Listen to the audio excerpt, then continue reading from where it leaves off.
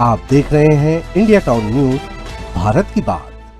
छत्तीसगढ़ एक शांत विकसित होता राज्य, पर क्या आपने कभी सोचा था कि एक इंस्टाग्राम जैसे प्लेटफॉर्म का इस्तेमाल कर आईएसआईएस जैसा आतंकी संगठन यहां अपना नेटवर्क खड़ा करने की कोशिश करेगा? क्या आपने कभी सोचा था कि 16-17 साल के बच्चे गेमिंग, चैट और इंस्टा मैसेज के जरिए पाकिस्तान के हैंडलर से जुड़े होंगे? आज हम बात कर रहे हैं छत्तीसगढ़ एटीएस की सबसे बड़ी सफलता और सबसे खतरनाक खुलासे की। आईएसआईएस इंस्टाग्राम रिक्रूटमेंट मॉड्यूल, जी हां, किशोरों को टारगेट कर उन्हें जिहादी विचारधारा की तरफ मोड़ने की सीधी कोशिश जारी है। और यह सब यही हमारे बीच राज्य के 2 शहरों रायपुर और भिलाई में हो रहा है। नमस्कार, आप देखना शुरू कर चुके हैं इंडिया टाउन न्यूज भारत की बात और मैं हूं आपके साथ सुधीर मिश्रा। चलिए बताते हैं पूरा मामला विस्तार से।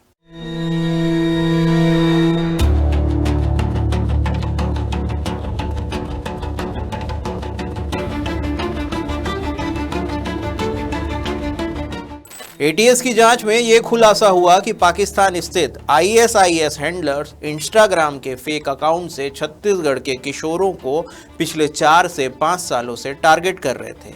2 नाबालिग, एक रायपुर का और एक भिलाई का, उम्र सिर्फ 16 से 17 साल। इनसे ऐसी बातें, ऐसे कंटेंट मिले हैं जो साफ बताते हैं कि पाकिस्तान का डिजिटल मॉड्यूल भारत को अंदर से कमजोर और खोखला करने में लगा हुआ है। यह सिर्फ छत्तीसगढ़ का पहला मामला नहीं, यह देश का भी सबसे रेयर केस है। जम्मू कश्मीर को छोड़कर कभी किसी राज्य में नाबालिगों के दिमाग पर इस तरह का साइकोलॉजिकल ब्रेन वॉश पहले नहीं देखा गया था।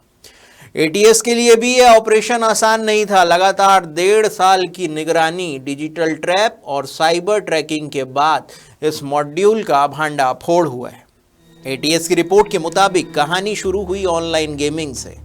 फ्री फायर, बीजीएमआई, कई हिंसक गेम्स पर फेक अकाउंट्स के जरिए किशोरों से दोस्ती की गई। इसके बाद निजी chat, Instagram DM, group chat, voice message, कट्टरपंथी वीडियो लिंक, सब कुछ भेजा गया। उन्हें कहा गया कि तुम खास हो, तुम्हें एक बड़ा मिशन करना है और एक विशेष संप्रदाय खतरे में है। जुड़ो, हम तुम्हें दिशा दिखाएंगे। ये वही साइकोलॉजी है जिससे दुनिया भर में आईएसआईएस युवाओं को अपनी तरफ खींचता है। चौंकाने वाली बात, किशोरों ने खुद ही 100 से ज़्यादा लड़कों का एक बड़ा टेलीग्राम इंस्टा ग्रुप बना लिया था।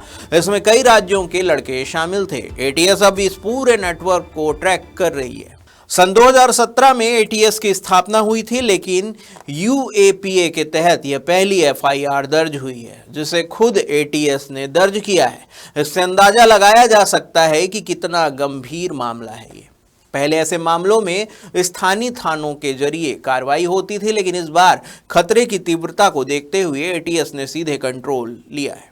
एटीएस एसपी राजश्री मिश्रा बताती है कि इस मॉड्यूल का मकसद था छत्तीसगढ़ में आईएसआईएस का आधार तैयार करना, युवाओं को कट्टरपंथ की ट्रेनिंग, अंदरूनी जानकारी जुटाने के निर्देश, डिजिटल मैसेज के जरिए ब्रेन वॉश, हिंसक कंटेंट से मानसिक बदलाव। एटीएस ने मोबाइल से जो डाटा प्राप्त किया वह बेहद खतरनाक है। सोशल मीडिया पर कुछ ऑब्जेक्शनेबल कंटेंट शेयर होने की जानकारी मिली थी। उसी को कंफर्म करने और फॉलो करने पर जानकारी हुई कि कुछ ऐसे बैंड ऑर्गेनाइजेशन हैं जो कि छत्तीसगढ़ में युवाओं को और किशोरों को प्रभावित करके रेडिकलाइज करने का प्रयास कर रहे हैं। उसी के तहत इन सब के बारे में भी जानकारी मिली थी।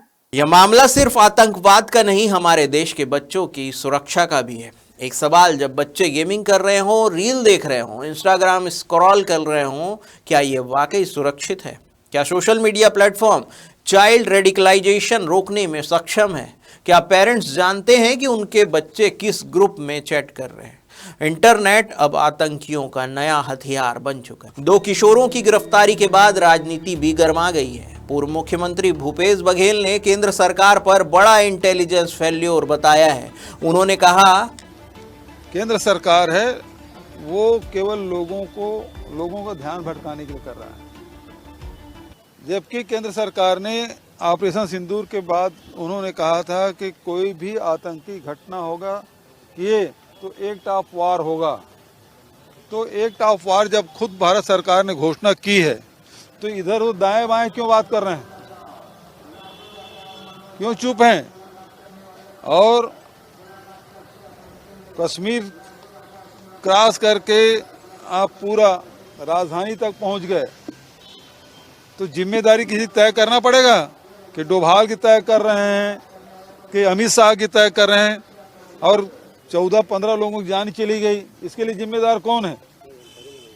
अमित शाह जिम्मेदार कैसे नहीं है इसका?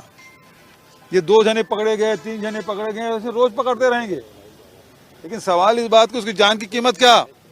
भारत सरकार की जिम्मेदारी नहीं सुरक्षा प्रदान करने का? और एक बार जब पहलगाम में घटना घट गई तो बचे लोगों को बचाने की जिम्मेदारी किसकी है? और उसके बाद दोबारा घटना हो जाए कुछ महीनों बाद, अब एक्सप्लोसिव पकड़े जा रहे हैं 290 किलो, और दूसरे दिन बम ब्लास्ट हो रहा है और उसको बोलते हैं गैस सिलेंडर फट गया। ये स्थिति सरकार की इंटेलिजेंस बिल्कुल फेल्योर है।